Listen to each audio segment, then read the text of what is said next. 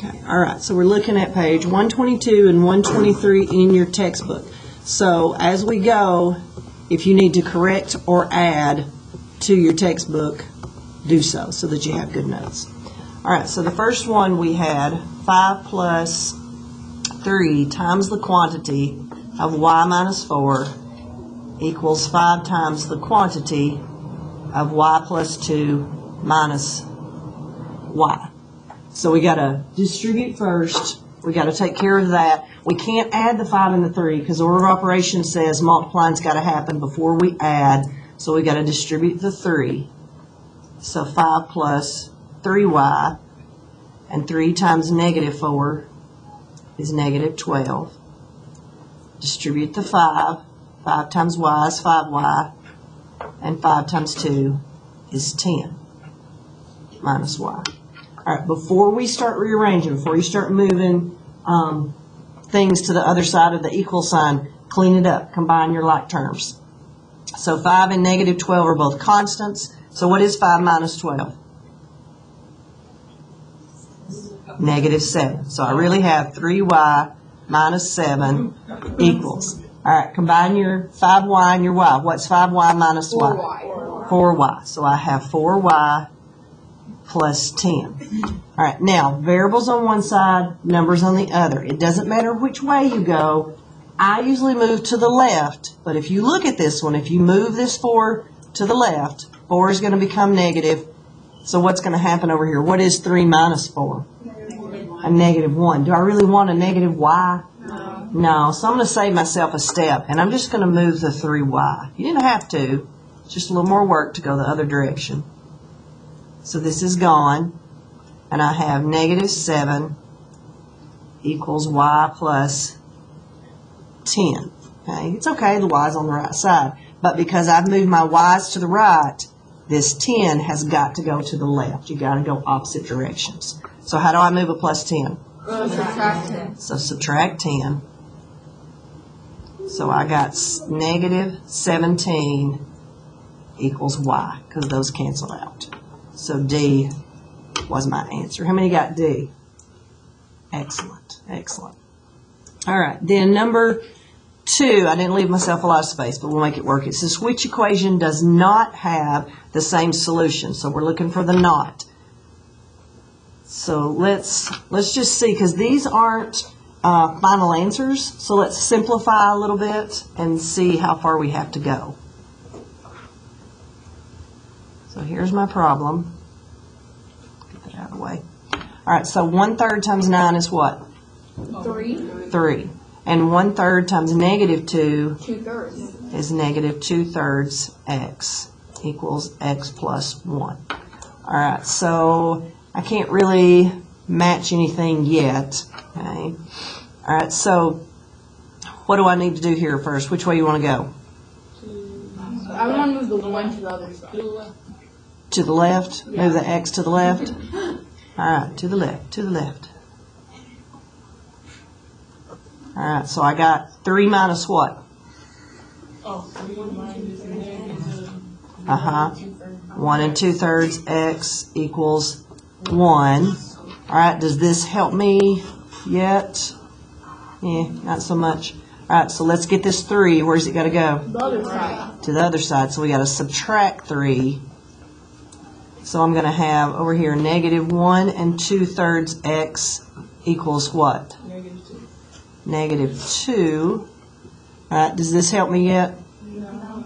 Not really. All right, so let's keep going. So what am I going to get when I divide?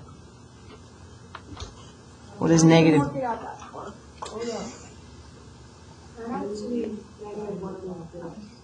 You got what? Negative 1 and 1/3. Is that what y'all got? Y'all check? Are you calculating there, Jeremiah? Negative 2 divided by negative 1 and 2/3. That's it. Negative 1 and 1/5. You don't have to work it out all the way. All right, where could we have stopped?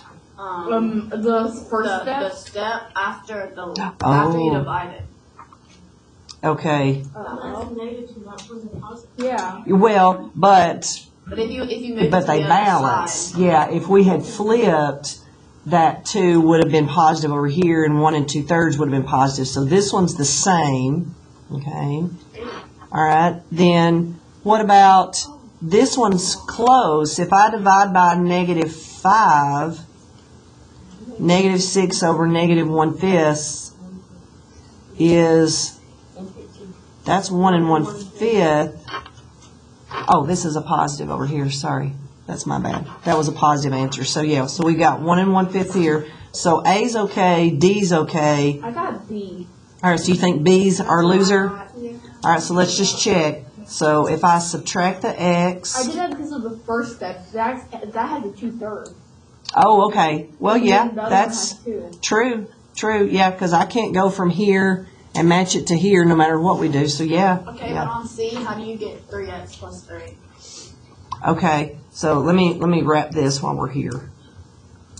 Because yeah, when we're going to go to here, and you can tell, like Krisha said, it's not happening. So this is the one that's not got the same solution. But let's look at this one. If you, which way we want to go? If we, let's make it look the same as this. So if I subtracted, was that which way you want to go? Yeah, that'd be all right. Subtracted 3x. -2 and -3, -5. there's that -5. Look, it's almost like right below it. Yeah. And then if you subtracted 9 and subtracted 9, there's your -6. This D is like the second step of C.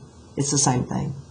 So B is the one that's wrong. And yeah, if we'd been real observant, we would have caught it right here on this step. I don't want to say anything. No, say something. That's okay. Sometimes I don't see them. So B was the one that was not correct. Okay, so we had to work for that one.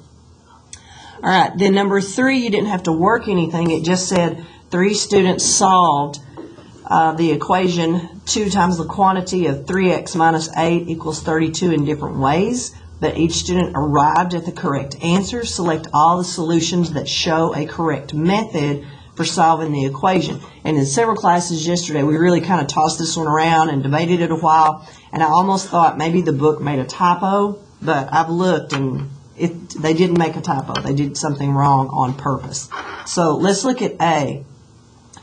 They had, this was the initial problem, the 2 times 3x. So why are they multiplying by 1/2 on each side? What does that do for us? Because look at the second step. What happened when we did that? They reduced the numbers. Yeah, it got rid of the 2, it got rid of the multiplier, and we had to keep it balanced, so it brought our numbers down, which made it easier. So instead of distributing 2, because think what's the opposite of multiplying by 2 is dividing by 2, and dividing by 2 is the same thing as multiplying by 1/2. So they really were just making an equivalent equation. So A is fine to do. I don't think I would bother because I don't mind distributing. I think it's more work to work with those fractions, but that's a possibility. It looks weird. It does look different, but it's okay.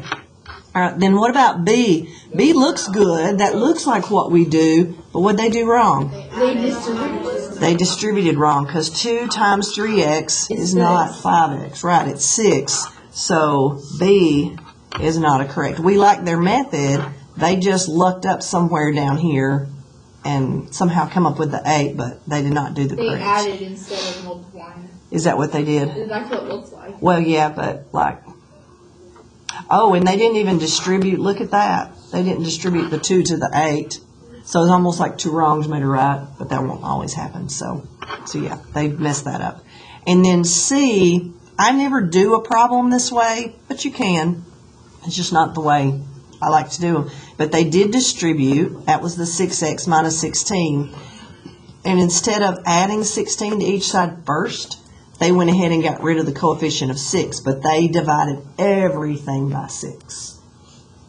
So that depends on if that's what you want to do. Okay? And they worked it on out that way. So that one's okay. I don't really like to do it that way because even the 16 divided by 6 is not an even number. 32 divided by 6 is not an even number, so you're going to have fractions to deal with. That wouldn't have been my go-to, but it works. Okay. All right, we good so far? All right, now number 4 is kind of a puzzle. It said that 2 times the quantity of 4x minus 5 equals ax plus b. From the list of digits provided, determine the values of a and b that make the solution to this equation x equals 3. So we already know x equals 3. So up here, I'm going to go ahead and plug that in. Since they're like terms, can you just not add the things in the parentheses Yes. together and then just Yes, we're going to take care of all of this and just get one number over there to the side. So what is 4 times 3? 12? And 12 minus 5 is 7, and 7 times 2 is 14. That's a lot easier to deal with than all those little numbers. Then, do we really write it as a times 3? No, we just write 3a plus b.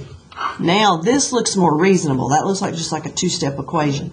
So if it was me and I had to figure out a and b, I first would think, okay, let's plug in for b, and then I can just solve for a, because I know how to find a. Okay, that's easier. So if I plugged in a 0, think about it, what's going to happen here? It's gone, right? Yeah, that's So if you divide 14 by 3, are you going to get a whole number? no. No, so 0 is not my choice. All right, if I plug in a 1, all right, 3a plus 1, I'm going to subtract that 1. What's 14 minus 1? 13. Is 13 divided by 3 a whole number? No. No, so 1's not my choice. All right, if I plug in the 2, I've got to subtract it. So what's 14 minus 2? 12. What's 12 divided by 3? 4. That's an option. So 2 is my B and 4 is my A. Okay, so you just kind of had to think through that one to see what worked. And that's how I would have done it. You could have plugged and chugged combinations until they worked out to give you 14. Some people did that yesterday. That's up to you. I just tried to keep it simple. But it's however your brain works, whatever makes it simple for you. How many had 4 and 2? Okay, good. Good. Did you do it that way, or did you just go about a different way? I went by a different way. Okay, and that's fine. Was it easier? Or did I do it the hard way? No, you didn't see it. Okay, all right. Yeah. All right, so number 5, it says, solve the equation x plus 7/10 equals 1 minus 2/10 x in 2 different ways, then check your answer. All right, so let's solve it the first way. And I had told you that this was just like the top of the page before. I don't remember the page number, but I told you it was on the top left corner. We had talked about it. 120, is that what it was? So you had one like it. All right, well, let's just solve it like it is right now. So which way you want to go? Can we just get x's to the left? Yeah. All right, so we're going to add 2/10 x. And this one, it might help you to write in the 1 in front of that so it makes more sense what you're actually adding. So this is gone. So what is 1 plus 2/10 x? 1.2x. Yeah, 1.2x. So plus 7/10 equals, and we got that 1 left. All right, so that means the 7/10 has got to go to the other side. So what's the opposite of adding it? Subtracting it. So we're subtracting 7/10.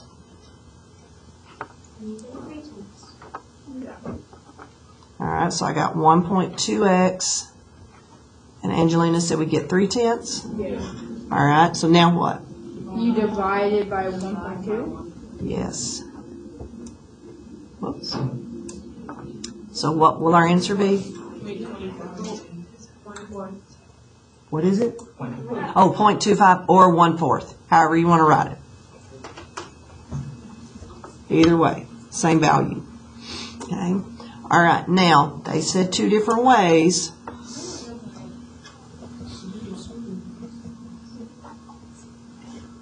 You liking my squiggly line? What? It's perfect. It's beautiful. All right, so what can I multiply on each side to get rid of these decimals? 10, because they're both to the 10th place, and that's what the example in the book was showing you. All right, so 10 times x is 10x. 10 times 7/10 is 7, right? Yes, Jeremiah. Would you be able to do that trick and one the numbers row in the hundreds place? You could. Yeah, you just have to multiply by times 100. You just multiply times its place value. Yeah, and the largest one, if they've been different place values, although if it's decimals and they're different place values, I wouldn't bother, because you're still gonna have a decimal, even, if you have to go with the bigger one, so it wouldn't be worth your time. Okay. All right, and then 10 times 1 is 10, and 10 times negative 2/10 x Is negative 2x. is negative 2x. So now we got all these beautiful whole numbers. So let's move the 2x. So we're adding 2x. So I got 12x, Plus 7 equals 10. yes, plus 7 equals 10. So then it's just a two-step equation. You subtract it by 7. Subtract 7. So we got 12x equals 3, Then divide by 12. and divide by 12. 1/4? So either 1/4 or 0.25. We get the same answer. Okay. And it said to check, and all you'd have to do to check is take that 0.25 and plug it back in, and you would see that it balances both sides. Okay. All right, questions on that one? How many got that one? I got Awesome. I got one side of it. Like one side was a different answer, the other side was a different answer. Okay, well, that's okay. Did you see where you went? Yeah. Okay, that's all right. Just fix your paper. Yeah, just fix as you go if you need to. All right, and then the last one, this was similar to our problem we did on Monday. It said that we had a square and we had the equilateral triangle, and it said they have the same perimeter, and it said each side of the triangle is 4 inches long than each side of the square. What's the perimeter of the square? So they're not asking for the value of x now, they're asking for the perimeter. So do I know what the square measures on each side? No. So what are we going to do? Put an X. We just put an x. All right, what do I know about the triangle? It's X plus 4. It's x plus 4.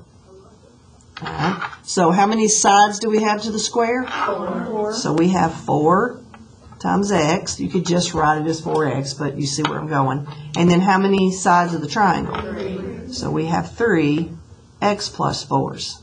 All right. So that's just 4x. So we got to distribute. What is 3 times x? 3x. And 3 times 4, yes, 12. All right. Solving, we just got to move the 3x. So x is 12. Is that my answer? Yeah. No, because it said the perimeter of the square. So how do I find that? You times it by 4. Yes, plug it back in. So 4 times 12 is what? 48. 48. How many had 48? Awesome. I had 24. All right. Fix your papers. Okay, good deal. All right, we're going to move to our workbook.